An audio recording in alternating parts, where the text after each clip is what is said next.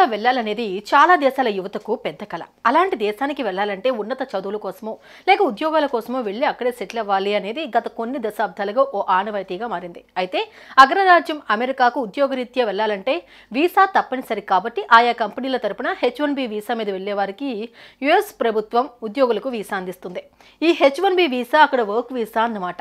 సాధారణంగా ఈ visa process చాలా టైం పట్టడంతో పాటు అనేక రెస్ట్రిక్షన్స్ ఉంటాయి. అందులోనూ యుఎస్ కాన్సులేట్ ఈ వీసా ప్రాసెస్ ను లాటరీ సిస్టమ్ ద్వారా ఎంపిక చేస్తారు. ఈ మేరకు వీసా వచ్చిన వారు ఓ రకంగా అదృష్టవంతులుగా భావిస్తారు. అయితే ఇప్పుడు అదే H1B వీసా ప్రాసెస్ లో స్కామ్ జరిగిందంటూ ఓల్డ్ ప్రెస్టీజియస్ ఇన్వెస్టిగేటింగ్ సంస్థ బ్లూంబర్గ్ సంచలన రిపోర్ట్ విడుదల చేసింది.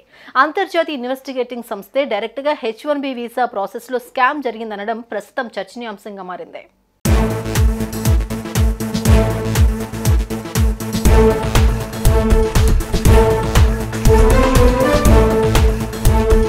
Skilled employers and workers America సంయుక్త రాష్ట్రాల్లో పనిచేసుకోవడానికి అనుమతించే H1B వీసా హాట్ కేక్ లాంటిదే.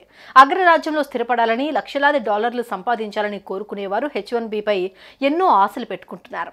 కానీ ప్రపంచవ్యాప్తంగా లక్షలాది మంది పోటీ పడుతూ ఉండడంతో H1B వీసా కోసం యుద్ధం చేయాల్సి వస్తోంది. ఈ నేపథ్యంలో H1B వీసా ప్రక్రియపై బ్లూంబర్గ్ సంచలన నివేదికను వెలువరించింది. స్టాఫ్ అవుట్సోర్సింగ్ కంపెనీలు ఈ H1B visa process wrong turn తీసుకుంటుందని, ఫలితంగా స్కిల్డ్ వర్కర్స్ అండ్ ఎంప్లాయర్స్ కు నష్టం జరుగుతుందని బ్లూంబర్గ్ పేర్కొంది. కాగా 2023లో 4,46,000 మంది H1B వీసాలు కోరగా కేవలం 85,000 మందికి మాత్రమే అందుబాటులో ఉన్నాయని రిపోర్టులో తెలిపింది. వీటిలో 11,600 వీసాలు మల్టీనేషనల్ అవుట్సోర్సింగ్ కంపెనీలకు వెళ్లాయి. ఫారిన్ వర్కర్స్ తో లాటరీ ఎంట్రీలతో నింపగా మరో 22,600 మంది ఐటీ సిబ్బంది ఆయా సంస్థలో ప్రవేశించారు. మొత్తం మీద సగం H1B వీసాలు అవుట్సోర్సింగ్ కంపెనీలకు వెళ్లాయి. బ్లూంబర్గ్ పరిశోధనలో చాలా మంది ఒకే ఉద్యోగి కోసం మల్టీ ఎంట్రీలను సమర్పించడం ద్వారా భారీ స్థాయిలో స్కామ్ కి పాల్పడినట్లు పేర్కొంది.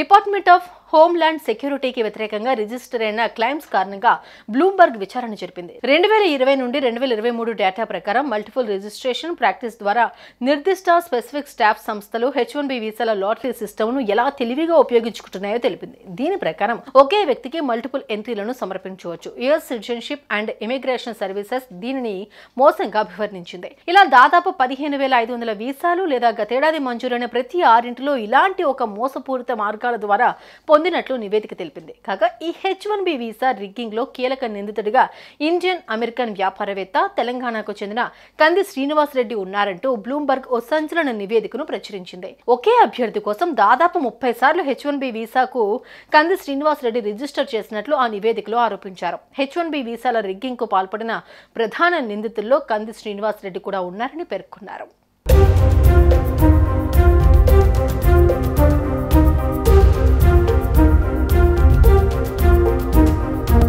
Indian Americans farmers cooperative corporation వ్యవస్థాపకుడు కంది శ్రీనివాసరెడ్డి తరపున 2020 నుండి 300 కంటే ఎక్కువ H1B వీసాలను అందించాడని ఆరోపణలున్నాయి. ఆయన కంపెనీల ద్వారా అతను అనుకున్న అభ్యర్థులకు ఎక్కువగా లాటరీలతో అవకాశాలు లభించాయని నిర్ధారించారు అమెరికా అధికారులు.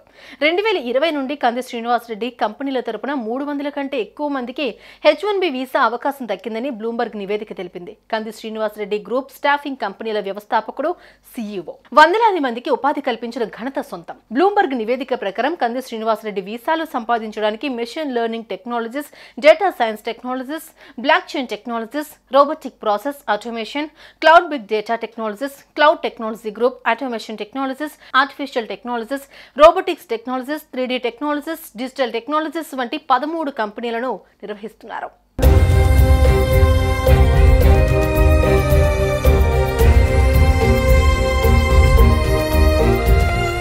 కాగా బ్లూంబర్గ్ ఇచ్చిన రిపోర్టుపై కంది శ్రీనివాసరెడ్డి స్పందించారు. తన కంపెనీల ద్వారా H1B వీసా అనుమతులు పొందడంలో రూల్స్ అతిక్రమించి ఏమీ జరగలేదన్నారు. యుఎస్ ఆమోదించిన మొత్తం వీసాల సంఖ్య 4,25,000 కాగా మా వాటా కేవలం 300 మంది మాత్రమే అని అన్నారు. వీసా ఆమోదాల సంఖ్య తక్కువగా ఉందని అన్నారు. అమెరికా పౌరులు కూడా తన కంపెనీల ద్వారా ఉద్యోగాలు పొందారని చెప్పారు. కంపెనీలకు ఉద్యోగ అవకాశాలు కల్పించేందుకు అవసరమైన స్కిల్స్, టాలెంట్ ఆధారంగా అభ్యర్థుల పేర్లను సిఫార్సు చేస్తున్నామని ఆయన అన్నారు. వీసా రిగ్గింగ్ స్కామ్ ఆరోపణల విషయానికి వస్తే తాను రాజకీయాల్లో ఉన్నందున ఈ ఆరోపణలు వచ్చాయన్నారు. ఒక రాజకీయ నాయకుడిపై స్కామ్ ఆరోపణలు చేస్తే పాపులారిటీ వస్తుందని అనుకుంటారని ఆయన విమర్శించారు. మరి బ్లూంబర్గ్ ఇచ్చిన రిపోర్ట్ ఆధారంగా యుఎస్ కాన్సులేట్ ఎలాంటి చర్యలు తీసుకోనుంది? ఈ వ్యవహారంపై US citizenship and immigration services ఏం చేయబోతుంది అనేది వేచి చూడాల్సిందే. కాగా అమెరికా దేశానికి ప్రతిష్టాత్మకమైన H-1B వీసా రిగ్గింగ్ స్కామ్ లో భారతీయ వ్యాపారి, అందులోనూ తెలంగాణ వ్యక్తి ఉన్నట్లు బ్లూంబర్గ్ రిపోర్ట్ ఇవ్వడం తీవ్ర చర్చకు దారితీసింది.